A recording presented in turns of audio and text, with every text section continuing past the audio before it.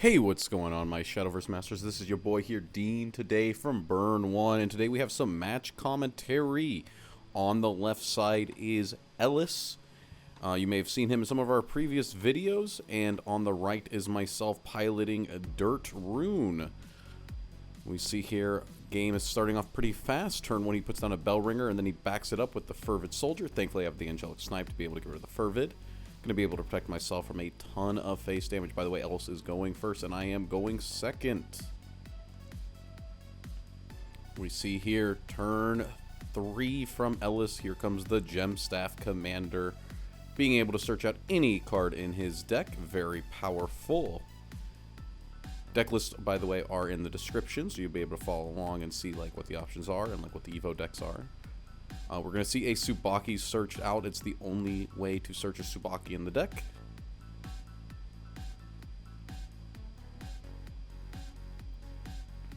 Let's see you shuffle up, and of course I'm going to be doing a cut. Ding Dong is warded up, being able to protect the face if possible, but I'm going to be putting down the Ancient Alchemist just to put down the tempo play and passing turn.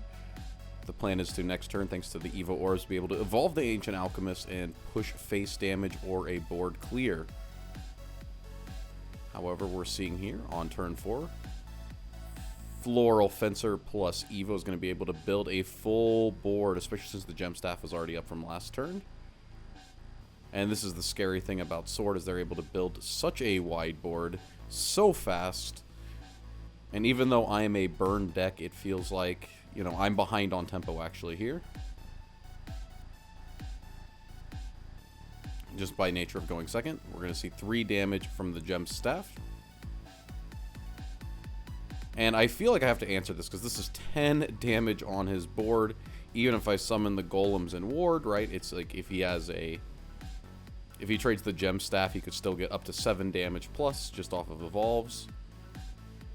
So I'm going to be, you know, evolving like I said I would, but now I'm going to be clearing the damage from his board and then warding up, hoping that the Ancient Alchemist is able to live, and then I'm able to promote a Junos and start getting additional burns that way on top of clears and hopefully stabilize. However, I made a horrible mistake, and that is I did not realize what Ellis's deck had inside of it. There were cards. There was a Demonic Strike and an Unbridled Fury. You know, I was ready for the Unbridled Fury. I was not ready for the Demonic Strike as well, because I was like, okay, well, Bellringer, Evo plus Fury, you know, it's a kind of tall order. He has to commit an extra card to the board. I wasn't ready for the Demonic Strike as well. And then he's able to clear both wards as well. Very sad on my part, because now, well, thankfully I didn't take any face damage. I'm able to Price of Magic the Bellringer, deny him a plus, and then I'm able to, whatever this guy's name is, trade him in. On death, I get a stack, but I'm just going to put them all on the Price of Magic, so I have a stack of 3 going forward after that. We see an Alwita's Command come down. We're getting a Knight, a Steelclad Knight, and a Viking. Pushing 3 face damage down to 14. I'm still feeling pretty good at this point, though. Able to put down the Junos, get the Strike form to be able to clear this. It's always important to keep your health high, and also, you know, try to guard against... you don't want to be susceptible to them just slamming Banner and then pushing a ton of face damage, so I'm just going to double ward pass. Otherwise, right, it's he's able to trade into the guard form Golem and then Tsubaki, which I do know he has. So trying to avoid any face damage that I don't have to take. Because especially with my hand, I feel like I'm comfortable in the long game, especially against Sword, but we'll have to see what happens. And we see a Banner come down, which is going to make his trades a lot better.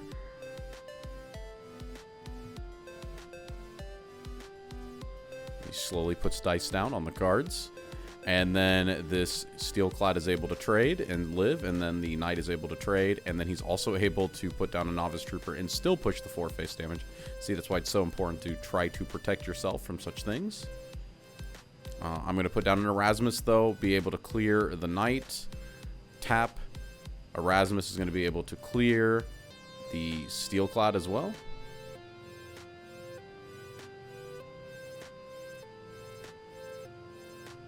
And then I'm going to be tapping to get a Magic Sediment, leaving the 2/2 Knight up. There was really no way to clear it. It's very sad.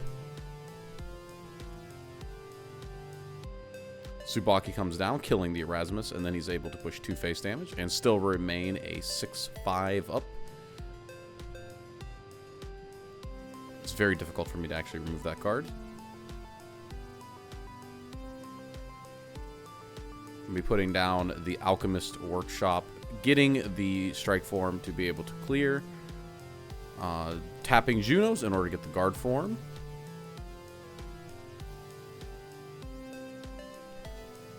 And then, I think this is a pretty rough play here. Yep, we're going to be Golem Protection to be able to get 2 more Golems and triple ward with 3 4s.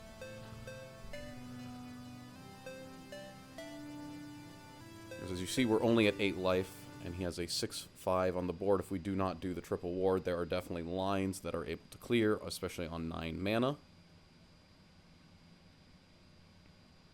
We see that we're able to eat the Novice Trooper. Not actually, it's still alive. Tsubaki in. Thankfully, these cards are tapped now, so I can actually deal with them on the following turn. But now here comes down an Otohime, putting down multiple bodies. Quite unfortunate for us. And able to trade with the last one. 3 Otohime's bodyguards to the EX area. It's like a +3 to hand, if you kind of think about it. Very annoying board to deal with. And the bodyguard as well, because we got to get through the bodyguard. That has 3 health. It's quite annoying. We're going to put down the Rune Guardian, be able to get the Magic Sediment, to be able to tap, to get the Strike form, to be able to clear the token. Thankfully, now that that's gone, I'm able to Evo the Craig. Or whatever his name is. And here I am. I'm thinking what's actually more important. Is it the health on the card or the attack on the card?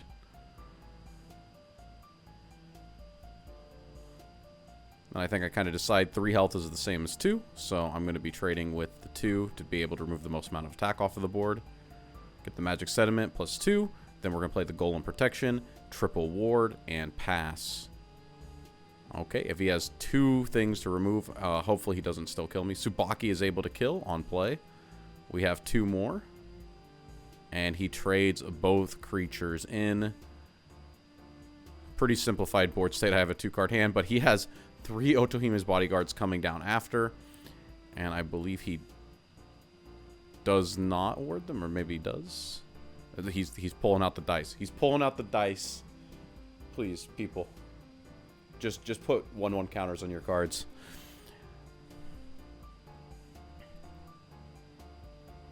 And he, I think, double wards. Yeah, he double wards. Okay. So now, off of my 3-card hand, I have to try to figure out what to do here. We have a Junos. Don't have a lot going on, though. Maybe we do. Oh, I remember this part. He did not follow the last turn where I had played the whatever the one that can Earthright or like summon the sediment. I chose to summon the sediment because I had to get the guy with rush. So we're just going over that and how I still have the Magic Sediment on my board.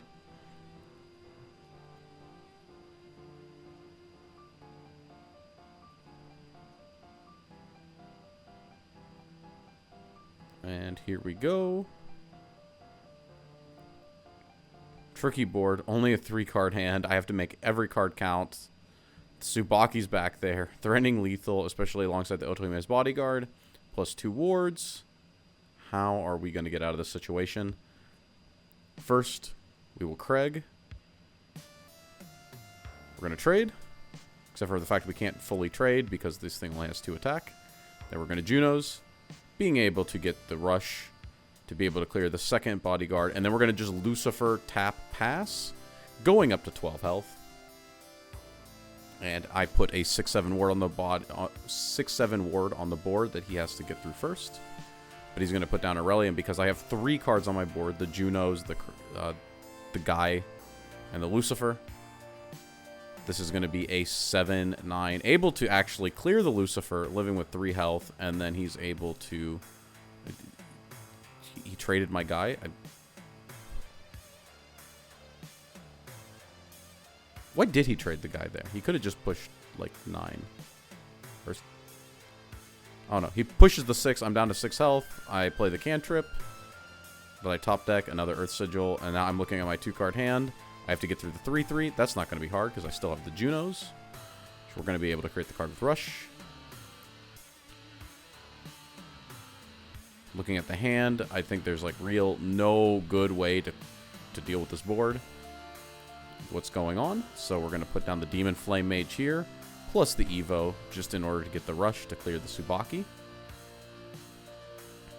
Putting this down to a very simplified board state, especially after the Golem protection, which I am going to have to actually ward both Golems, because if he has in his hand like a Floral Fencer or something, and then he Evos, and then like top decks a Tsubaki, I would die.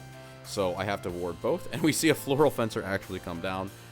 Right, the fear is like any card, even Maid Leader into Tsubaki, right? Any card plus a Storm is lethal, so I have to double ward here. And thankfully I had at least part of the read, because he's able to Floral Fencer here. Boom. Killing one of the wards, and I'm left with a 3/4 up. And, oh my god, the dice, they're still coming down. I see I draw for turn, I untap, and what is the top deck? Not a whole lot going on. I'm able to tap this, get the guy with Rush, trade it in, attack him for 3, getting him down to 13, and then, you know, this is really... I think this was a good draw, if I remember correctly. Oh, that's a pretty good draw. It's a Lucifer. I'm going to put him down, leave him untapped past turn. The hope is, if I magically live through this, right, I'm able to Lucifer, Evo, and actually push lethal. I think that's only 12. Okay, so I actually need, like, a form of damage as well.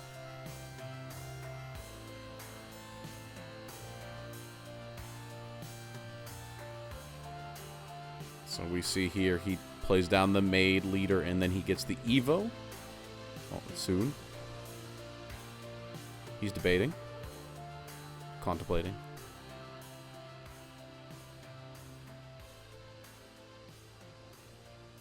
There we go. Maid Leader plus Evo. Able to search his deck for any card with Evolve.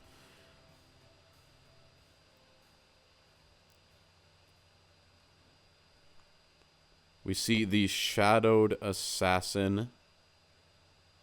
Oh no, the dice. The dice.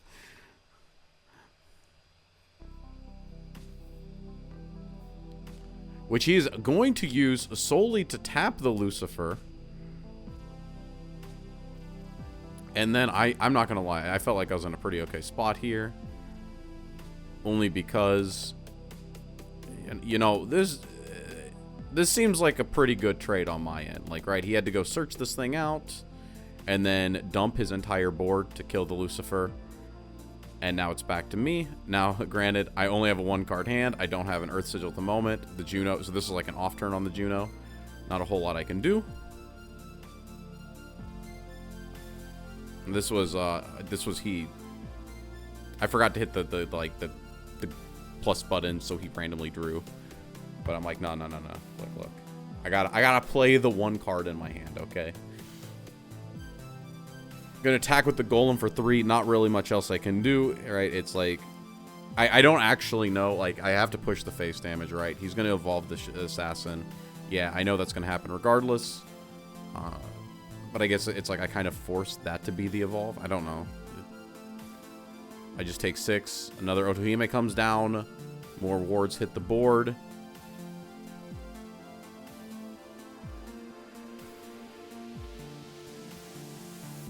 He's thinking.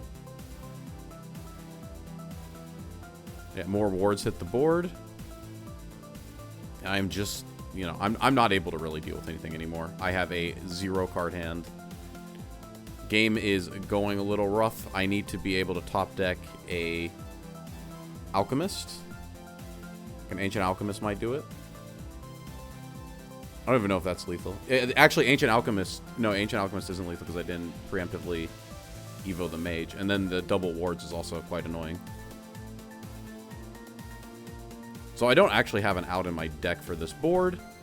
And because of that, I think, yeah, this is the end of the game. So that's round 1. If you like this video, please let us know. And we'll get some more games out for you shortly. Until next time, this is Dean signing out.